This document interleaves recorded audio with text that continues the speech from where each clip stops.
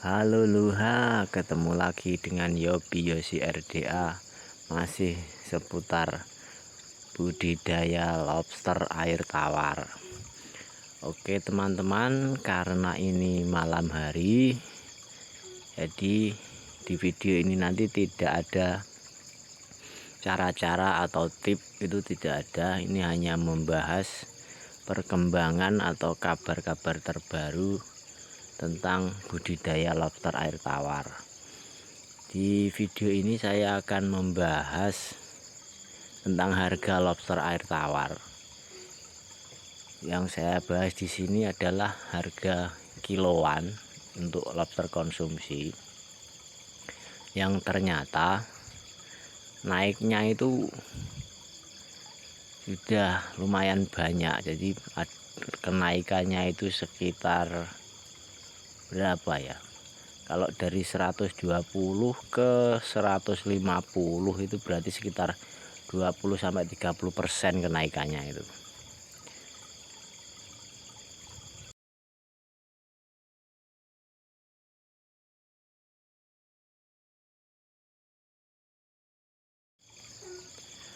Jadi ceritanya 2 hari yang lalu itu ada orang hubungi saya.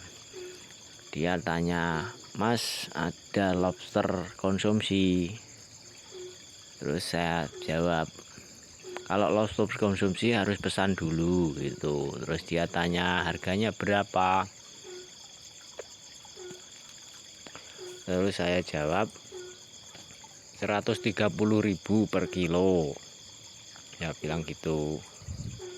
Terus dia jawab lagi, "Kalau beli banyak bisa kurang nggak Mas harganya?"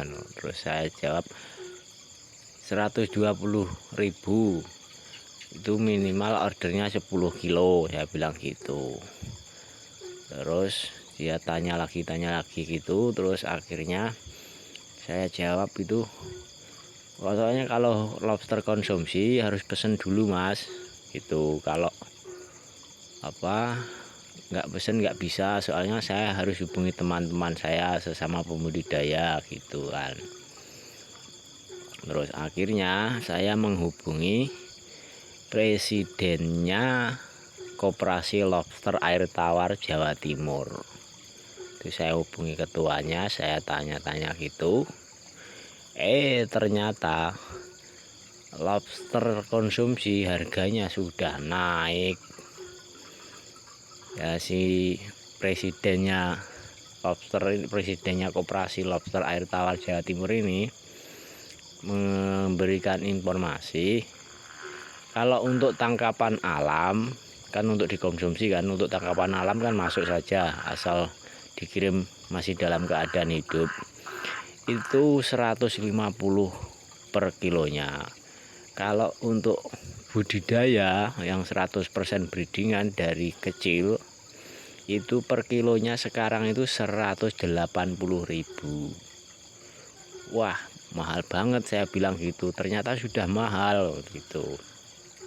Terus malah si presiden lobsternya itu tanya ke saya, "Emangnya Mas biasa jual berapa?" gitu. Terus kan saya jawab, "Saya belum pernah jual konsumsian Mas. Selama ini kan lobster saya sering habis sebelum waktunya panen." Kan sudah saya bahas di konten video saya yang dulu. Itu bisa terjadi karena lobster yang grade B yang untuk calon konsumsian itu sering dibeli orang gitu loh. Kalau ada orang yang nyari bibit yang artinya untuk dibesarkan lagi, kan saya kasih yang itu, yang lobster grade B. Yang lobster grade A itu kan pasti tak besarkan sendiri. Dan saya kira pembudidaya yang lain juga mainnya seperti itu. Jadi yang grade A itu disiapkan untuk jadi indukan sendiri atau nanti dijual kepada pembudidaya pemula yang membutuhkan indukan ketika nanti sudah besar itu. Terus kan saya bilang, "Tak kira masih per kilonya 120.000 Mas," gitu. Nah, si presidennya Koperasi Lobster Air Tawar itu malah ketawa, terus dia bilang kalau di tempatmu ada 120.000, sini saya ambil, saya mau buat stok saya gitu, lumayan, dia bilang gitu. Terus nah, dari kabar yang saya sampaikan ini tadi, berita yang saya sampaikan ini tadi kan berarti apa ya, untuk pembudidaya baru jangan khawatir kalau lobsternya nanti nggak laku, itu jangan khawatir. Lobster yang hasil budidaya itu harganya lebih tinggi gitu, beda dengan lobster yang dari alam. Yang dari alam kan cuman bisa masuk di konsumsi, kalaupun bisa masuk di pembudidaya, maksudnya dibudidayakan lagi, ya memang apa itu prosesnya ya rumit, agak sulit gitu loh, lebih sulit dari kalau lobster yang hasil budidaya, yang breedingan, yang dari peternakan, itu lebih mudah untuk dirawat, untuk dibesarkan lagi, atau untuk dijadikan indukan lagi, itu lebih mudah. Jadi apa intinya yang ingin saya sampaikan itu, buat pembudidaya baru, jadi jangan khawatir lah, pokoknya jangan khawatir, lobster ini pasti laku. Ini apa barang konsumsi yang memang lumayan membutuhkan kesabaran dalam pembesarannya, terus peminatnya itu juga banyak gitu loh. Walaupun di pasar tradisional belum ada yang jual, karena ya memang harganya mahal, jadi nggak bisa masuk di pasar tradisional. Jadi cuman orang-orang tertentu, yang orang-orang, maksudnya itu maksudnya penjualnya itu juga tertentu, penikmatnya itu juga orang-orang tertentu. Walaupun sebenarnya banyak juga yang ingin merasakan dagingnya lobster air tawar itu seperti apa, itu sebenarnya banyak juga, cuman banyak yang belum tahu gitu aja gitu loh. Nanti kalau sudah banyak yang tahu, ya saya kira kita sebagai pembudidaya itu tidak akan kesulitan untuk menjual, bahkan cenderung malah kita itu kesulitan untuk menyediakan, karena durasi pertumbuhannya yang lumayan lama, dan kalau berternak itu juga dituntut untuk punya lahan yang lumayan luas gitu loh. Jadi ya harga lobster air tawar itu cenderung naik. Dulu yang awal saya dengar dulu, maksudnya pas baru awal-awal saya mulai itu, harganya masih di kisaran 80.000 sampai 100 itu kalau untuk konsumsi. Terus kalau untuk indukan itu cenderung stabil lah, kalau saya amati, saya dengar-dengar itu cenderung stabil. Sejak awal saya budidaya itu ya dikisar, kalau apa indukan 4 in atau siapan indukan itu harganya di kisaran 150 sampai 200, itu tergantung kepada penjualnya dan juga di daerahnya situ itu sudah banyak yang main atau belum gitu aja, banyak yang sudah budidaya atau belum gitu. Kalau belum banyak yang budidaya ya cenderung lebih mahal. Terus apalagi ya yang ingin saya sampaikan ya.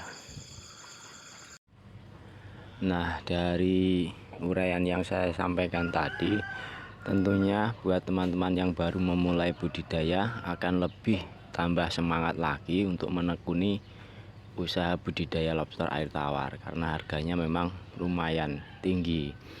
Dan untuk teman-teman yang belum memulai, yang masih cari-cari referensi, tentunya keraguan kalian akan sedikit terkikis oleh informasi tadi, di mana memang lobster air tawar itu harganya sangat-sangat lumayan lah, sangat menggiurkan gitu. Tapi dari situ saya ingin memberikan analisa apa saja yang bisa menyebabkan pembudidaya itu menjadi sukses. Jadi ada 2 faktor internal dan faktor eksternal. Oke, akan saya uraikan faktor-faktor tersebut. faktor internal. Faktor internal itu berarti ada di dalam diri kita masing-masing. Jadi faktor itu berasal dari diri kita gitu loh. Faktor internal itu ya salah satu diantaranya yang pertama itu pantang menyerah. Jadi kalau teman-teman khususnya yang sudah pernah mencoba terus gagal itu jangan menyerah. Kalau kalian menyerah ya kalian akan berhenti di situ, ya tidak akan merasakan keberhasilan budidaya lobster air tawar ini. Itu yang pertama, itu pantang menyerah. Soalnya hampir tidak ada orang yang tidak pernah merasakan kegagalan di budidaya lobster air tawar itu ya ada, tapi tidak banyak gitu loh. Kalau kalian pas setar mendapatkan leader atau mendapatkan guru yang baik, kalian tidak merasakan gagal di awal gitu loh. Kalau seperti saya dulu itu juga gagal di awal, tapi saya itu pantang menyerah gitu loh. Soalnya kalau saya menyerah berarti saya tidak akan pernah merasakan sukses budidaya lobster air tawar itu, tidak akan pernah merasakan. Makanya faktor utama yang harus dipunyai oleh pembudidaya bila ingin sukses itu pantang menyerah. Kalau kalian pernah gagal ya kalian cari saja ilmu lainnya lagi. Kalian pernah ditipu umpamanya ya jangan menyerah, kalian cari lagi. Itu faktor yang utama. Faktor internal yang utama itu. Terus faktor yang kedua yang harus dimiliki oleh pembudidaya itu harus ulet tekun gitu. Jadi memang tahap-tahapnya proses budidaya lobster air tawar itu banyak, mulai dari pemijahan. Kalau pemijahan kalian kurang tepat juga tidak bertelurnya itu lama, itu salah satunya. Terus tekun itu ya setelah bertelur, misalkan pemijahannya sudah berhasil gitu kan, ada lagi fase-fase yang lain seperti pengeraman. Kalaupun gagal di pengeraman ya jangan kapok gitu, mungkin ada kesalahan yang belum kalian sadari. Itu seandainya ada masalah di ada kendala di pengeraman. Setelah itu penetasan buraya. Banyak teman-teman yang di FB atau di apa itu mengeluh burayanya pada yang mati. Di usia 2 sampai 1 minggu itu banyak yang mati lah. Itu pasti ada kesalahan. Makanya di video saya saya share tentang penurunan buraya itu real berdasarkan pengalaman saya. Jadi sebagai pembudidaya ya kalian harus tekun, kita ini harus tekun. Dan kalau sudah menemukan ilmunya atau pengalamannya ya jangan pelit untuk berbagi. Itu yang faktor internal yang kedua itu tekun. Terus faktor yang ketiga yang harus dipunyai faktor internal dalam artian ini itu adalah telaten gitu loh, telaten, tekun. Jadi kalau sudah mulai ada buraya kecil itu kita harus telaten gitu loh. Ada sortir di waktu usia 4 in itu kita sortir. Setelah itu di usia 6 bulan 5 sampai 6 bulan itu kita sortir lagi. Tuh, kalau yang di 4 bulan sudah saya buatkan videonya. Kalau sortir yang di 6 bulan itu belum, nanti tak buatkan. Terus faktor internal itu yang terakhir itu malah ini, cerdas. Nah, kenapa saya tempatkan cerdas itu di faktor yang terakhir? Karena cerdas ini berkaitan dengan pemasaran gitu loh. Pemasaran, kalau kita sudah punya lobster banyak itu pemasarannya gimana gitu. Nah, kita harus cerdas di hal ini. Nah, kalau menurut analisa saya, pengalaman pribadi saya, untuk memasarkan lobster air tawar itu jangan pernah menawarkan. Kalau buat saya itu seperti itu. Jadi saya di postingan FB saya yang di tahun 2021, di awal-awal saya itu mengalami keberhasilan di awal-awal itu saya tidak pernah menawarkan, itu tidak pernah. Jadi gimana ya, teknik pemasaran saya itu menawarkan tapi tidak menawarkan gitu loh. Dalam artian gini, kalau saya menawarkan itu tidak langsung saya ready itu enggak gitu. Jadi saya menunjukkan kalau saya sudah berhasil, ini buktinya gitu. Jadi tidak secara langsung saya menawarkan itu enggak. Cuman saya tunjukkan kalau saya itu sudah berhasil. Nah, dari situ itu adalah teknik marketing yang terbaik yang saya kuasai itu. Jadi jangan pernah menawarkan produk kita, tapi tunjukkan saja bagusnya produk kita gitu. Itu faktor internal yang harus dimiliki oleh pembudidaya itu kalau ingin sukses dalam berternak lobster air tawar atau budidaya lobster air tawar itu. Yang satu pantang menyerah, yang kedua itu ulet, yang ketiga itu harus telaten, dan yang keempat itu harus cerdas. Terus ini saya mau jelaskan lagi yang faktor eksternal. Dalam artian kalau faktor eksternal itu adalah faktor pendukung. Tapi walaupun ini faktor pendukung, tapi ini sangat menentukan juga gitu loh.